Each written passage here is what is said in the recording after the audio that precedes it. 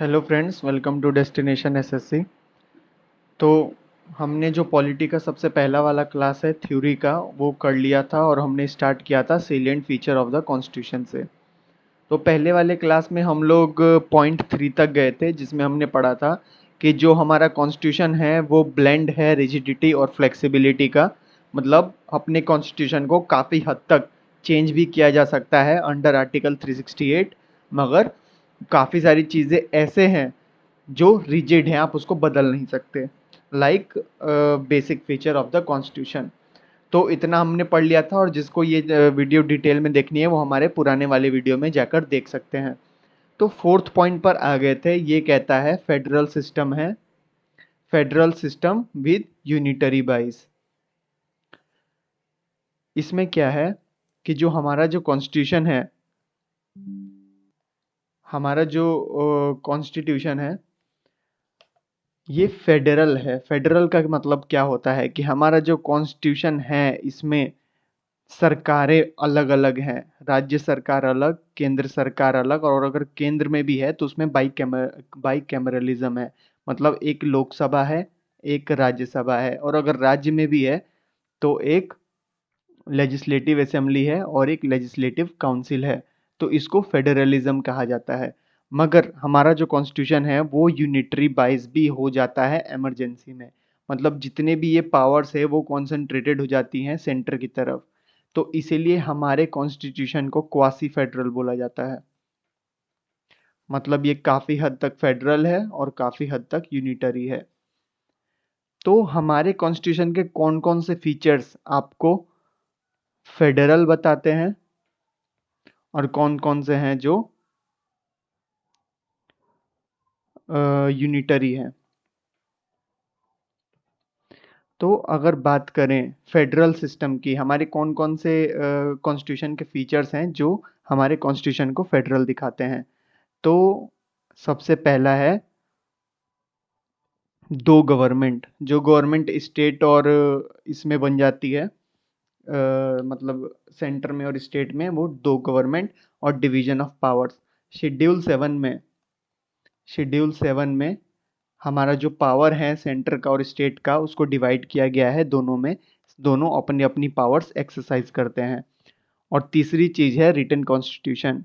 हमारा जो कॉन्स्टिट्यूशन है ये रिटन है, और वो बताता है कि किसको कितनी हद में रहना है, कौन क्या कर सकता है। और फोर्थ थिंग है सुप्रीमेसी ऑफ द कॉन्स्टिट्यूशन। हमारा जो कॉन्स्टिट्यूशन है वो इंडिया में सबसे सुप्रीम है। इससे सुप्रीम कुछ भी नहीं है, हमारा कॉन्स्टिट्यूशन सबसे सुप्रीम है। ना कोई सरकार सुप्रीम है, ना कोई सुप्रीम है। हमारा जो कॉन्स्टिट्यूशन है उससे ये देश चलता है और वही सुप्रीम है, उसके हिसाब से ही चलना पड़ेगा। और जो एक और थिंग आती है वो है रिजिडिटी ऑफ द कॉन्स्टिट्यूशन। हमारा जो कॉन्स्टिट्यूशन है ये फ्लेक्सिबल तो है ही, मगर मैंने लास्ट पॉइंट में बताया था कि रिजिड भी है।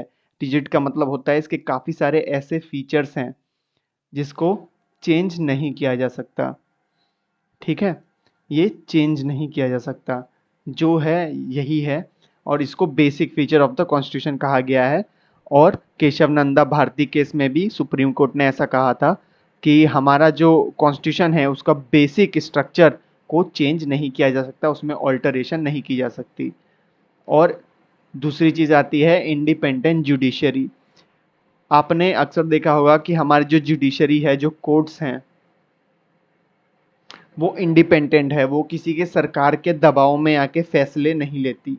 किसी भी सरकार के दबाव में फैसले नहीं लेती और किसी भी सरकार के हक में फैसले नहीं लेती। इवन सुप्रीम कोर्ट और हाई कोर्ट को इतना पावर है कि वो केंद्र सरकार को भी फटकार लगा सकती है।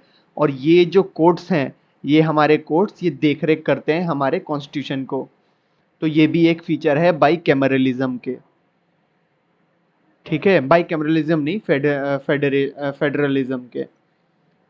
और बाई कैमरलिज्म जो केंद्र में दो तरह का है ना, लोकसभा राज्यसभा, ये भी एक फीचर है हमारा फेडरल सिस्टम का।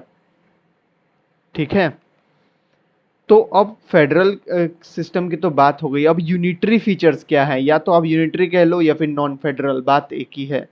यूनिटरी फीचर्स कौन कौन से हैं हमारे कॉन्स्टिट्यूशन के। तो पहला है स्ट्रॉन्ग सेंटर। हमारी जो केंद्र सरकार है, जैसे अभी केंद्र में बीजेपी की सरकार है, जो सेंटर में बैठे हुए हैं लोकसभा में, ये जो सरकार है ये बहुत ही ज़्यादा स्ट्रांग है, इसके पास मैक्सिमम पावर है। और दूसरी चीज़ है सिंगल कॉन्स्टिट्यूशन। कॉन्स्टिट्यूशन एक ही है, भले वो केंद्र सरकार हो या फिर भले वो राज्य सरकार हो, कॉन्स्टिट्यूशन एक ही है दोनों के लिए। तो ये भी यूनिटरी फीचर है। और सिंगल सिटीजनशिप, अगर आप इस देश में रहते हैं तो आपको एक ही सिटीजनशिप लेनी पड़ेगी, वो है इंडिया की।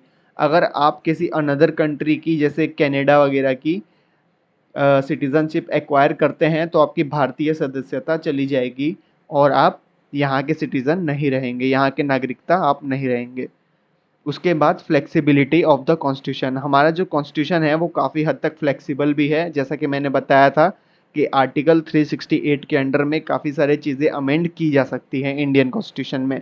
तो ये भी जो एक फीचर है ये आता है नॉन फेडरल या फिर यूनिटरी कह सकते हैं।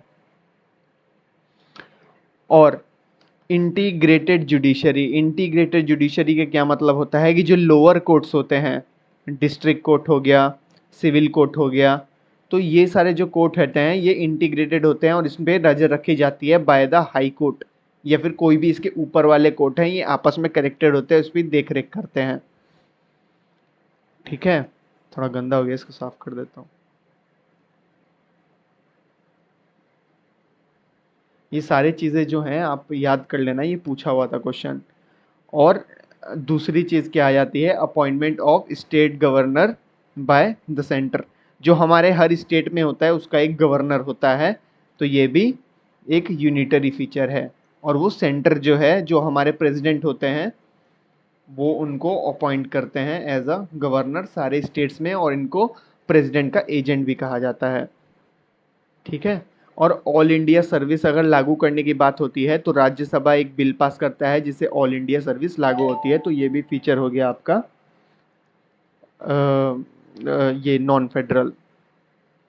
और फिर एक और चीज़ है इमरजेंसी प्रोविज़न। इमरजेंसी प्रोविज़न जो कि आर्टिकल 362, 365, नहीं 352, 352,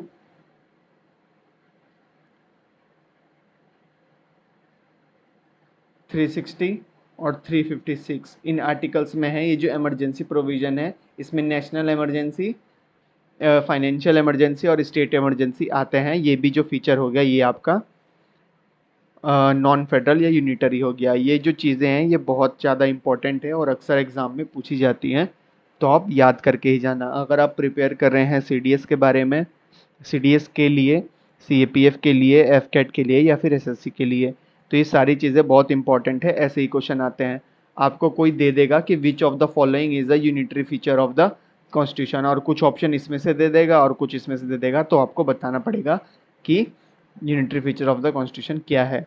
और जैसा कि आर्टिकल 1 में ऐसा हमारे जो इंडिया है उसको यूनियन ऑफ स्टेट्स लिखा गया है।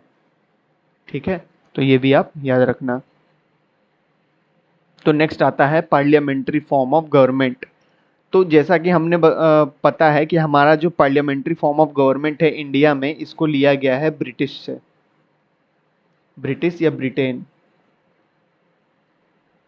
वहाँ से लिया गया है और पार्लियामेंट्री फॉर्म ऑफ गवर्नमेंट है। और जब जहाँ तक कि हमको पता है कि अमेरिका में जो है वो प्रेसिडेंशियल सिस्टम है, मतलब वहाँ पे जो होता है वहाँ पे प्राइम मिनिस्टर नहीं होता, वहाँ पे प्रेसिडेंट होता है। और हमारे जो इसमें है इसमें होता है प्राइम मिनिस्टर। ठीक है, वहाँ पे आपने अमेरिका में सुना होगा ना कि हर 4 साल में इलेक्शन होते हैं, और अगले साल 2024 में भी वहाँ पे प्रेसिडेंट के इलेक्शन है।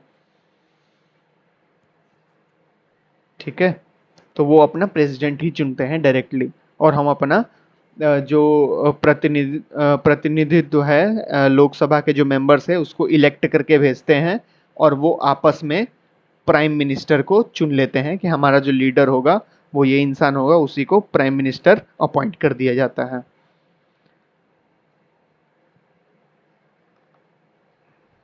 ठीक है।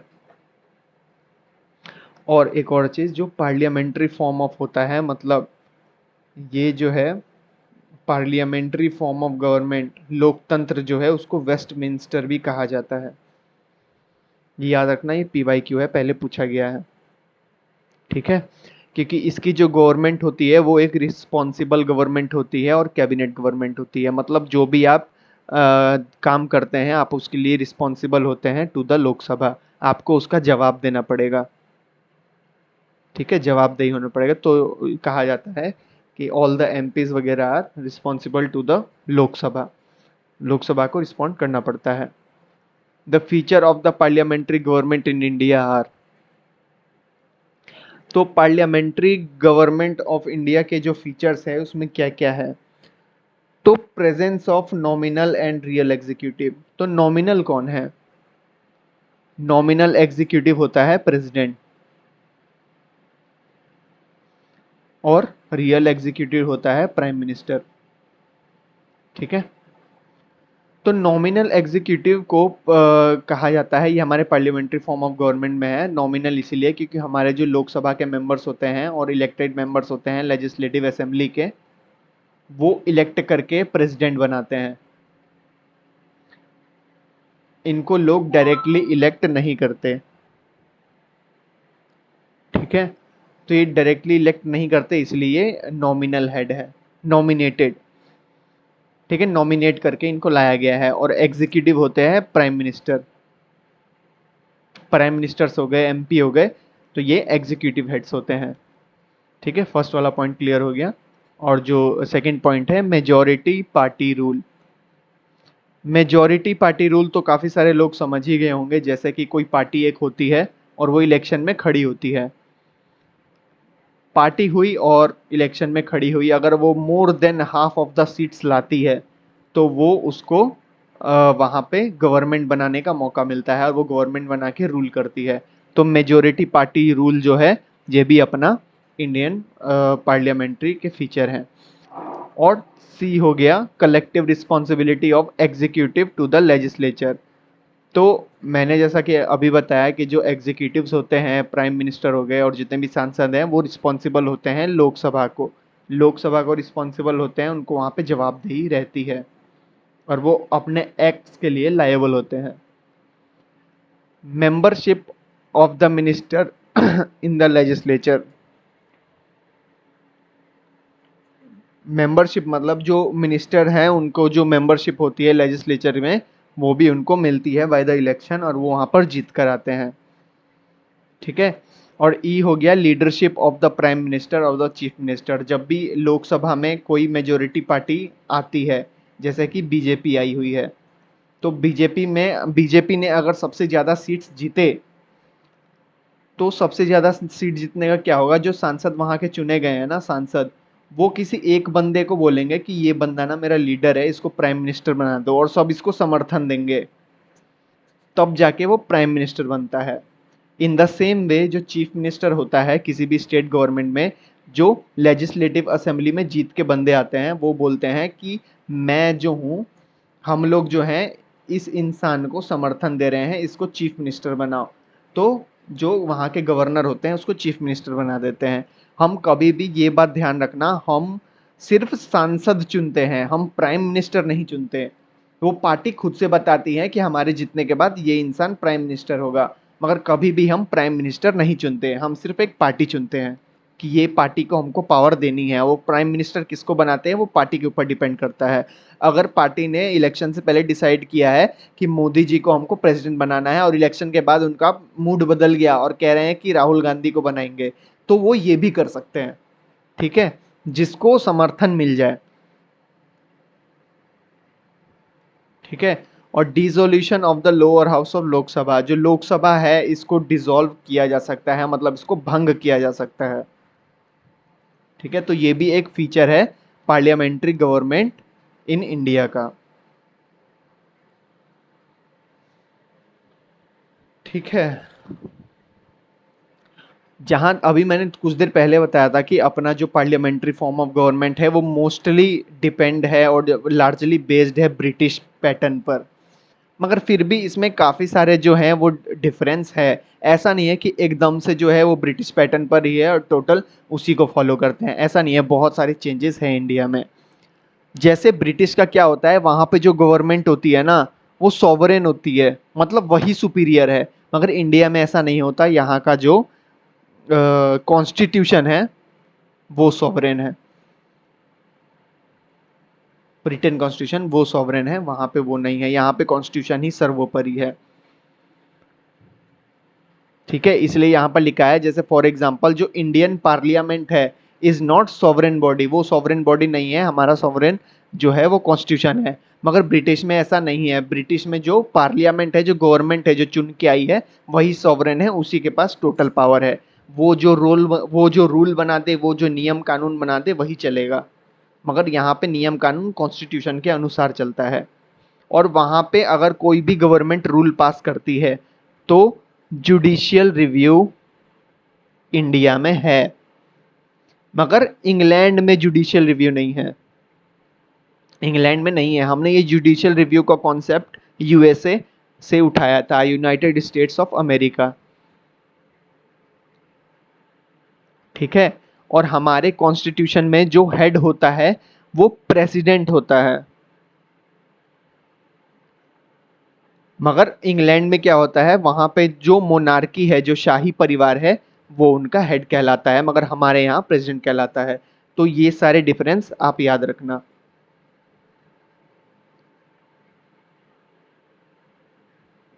ठीक है, इसलिए हमारा जो ये है, इसको प्राइम मिनिस्ट्रियल गवर्नमेंट ऑफ भी कहा जाता है, इंडियन को।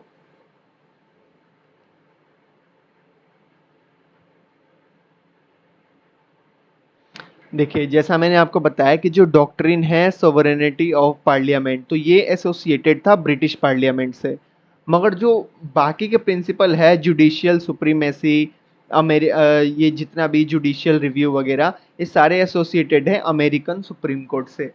मतलब हमने ये जो है ना जुडिशियल रिव्यू, मैंने अभी बताया था, ये हमने यूएसए से लिया गया था। ठीक है, मतलब जो फैसले सरकार करती है उसको रिव्यू किया जा सकता है अपने कोर्ट में।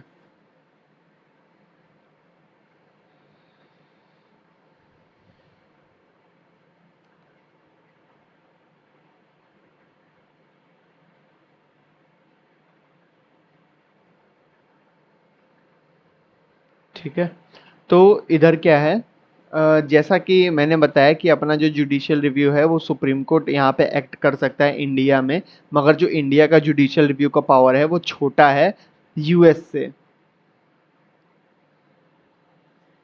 क्योंकि जो अमेरिकन कॉन्स्टिट्यूशन है वो ड्यू प्रोसेस ऑफ लॉ, मतलब प्रोसीजर जो एस्टेब्लिश किया है लॉ ने, उसके खिलाफ भी ये फैसला ले सकता है। जैसे इंडियन में आर्टिकल 21 है, मगर इंडिया में इसके खिलाफ नहीं होता कुछ भी। ठीक है, तो ये डिफरेंस है कुछ कुछ सारे कॉन्स्टिट्यूशन के, ब्रिटिश, यूएस या फिर जितना भी है। तो ये बस इतना बहुत छोटी चीज़ है, याद करने की ज़रूरत है, अगर नहीं भी याद होता है तो चल जाएगा। मगर ये जुडिशियल रिव्यू वगैरह है, ये सब याद रखना पड़ेगा। देखिए यहाँ पर लिखा हुआ है ना, द जो सुप्रीम कोर्ट और the one hand can declare the parliamentary law of unconstitutional, unconstitutional, असंवैधानिक, ये लोग जुडिशियल रिव्यू में कह सकते हैं कि आपने ये जो काम किया है ये अनसंवैधानिक है, इसलिए इसको खारिज किया जाता है। ये यहाँ पर होता है, इसी को जुडिशियल रिव्यू कहा जाता है। ठीक है, अब आता है 7 point, integrated and independent judiciary. अब इसका क्या मतलब है, जो हमारा जुडिशरी सिस्टम है ना, वो बहुत ही इंटीग्रेटेड है और इंडिपेंडेंट है। इंटीग्रेटेड मतलब आपस में कनेक्टेड, और इंडिपेंडेंट मतलब किसी भी के इन्फ्लुएंस में नहीं है। ये जो फैसले लेती है ये अपने दम पर लेती है, अकेले के दम पर लेती है, अपनी सोच पर लेती है, इसको कोई इन्फ्लुएंस नहीं कर सकता, किसी भी सरकार वगैरह को इन्फ्लुएंस नहीं कर सकता। आपने काफ़ी सारे फैसले देखे होंगे जो सुप्रीम कोर्ट ने सरकार के खिलाफ लिए हैं। ठीक है, हाई कोर्ट भी लेता है, केंद्र राज्य सरकार के खिलाफ और केंद्र के खिलाफ, और सुप्रीम कोर्ट भी लेता है। तो सबसे पहले इंटीग्रेटेड समझते हैं। इंटीग्रेटेड क्या होता है कि सबसे ऊपर हमारा है सुप्रीम कोर्ट, एससी, और उसके नीचे हैं हाई कोर्ट्स, स्टेट के या यूटीज़ के, और उसके नीचे हैं district courts, civil courts, criminal courts, ये सब। तो ये जो सारी चीज़ें हैं अगर आपका कोई यहाँ पर फैसला चल रहा है तो आप जाके यहाँ पे उसको चैलेंज कर सकते हो, और या फिर यहाँ पर फैसला चल रहा है तो आप उसको जाके यहाँ पर चैलेंज कर सकते हो। तो इसी चीज को कहा जाता है इंटीग्रेटेड जुडिशरी। समझ गए?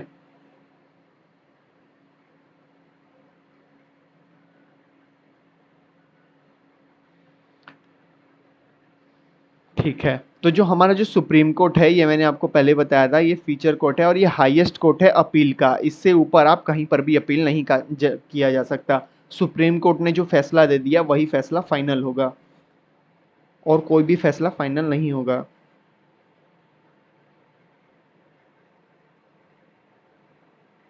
और अगर एक और चीज़ है, अगर सुप्रीम कोर्ट के जज को अगर धमकी दी जाए कि अगर आपने ऐसा नहीं किया तो आपको आपके पद से हटा देंगे, तो सुप्रीम कोर्ट का जज तो भाई इन्फ्लुएंस हो जाएगा ना ऐसे। इसीलिए कॉन्स्टिट्यूशन ने क्या किया है, इनको फिक्स्ड सर्विस दे रखी है, फिक्स्ड कंडीशंस दे रखी है, और जो भी इनका सैलरी वगैरह है और फीचर्स है उसको रिड्यूस नहीं किया जा सकता, आपको वही रखना पड़ेगा। मतलब इनको तंग नहीं किया जा सकता एकदम से, भले ही वो सरकार खुद हो।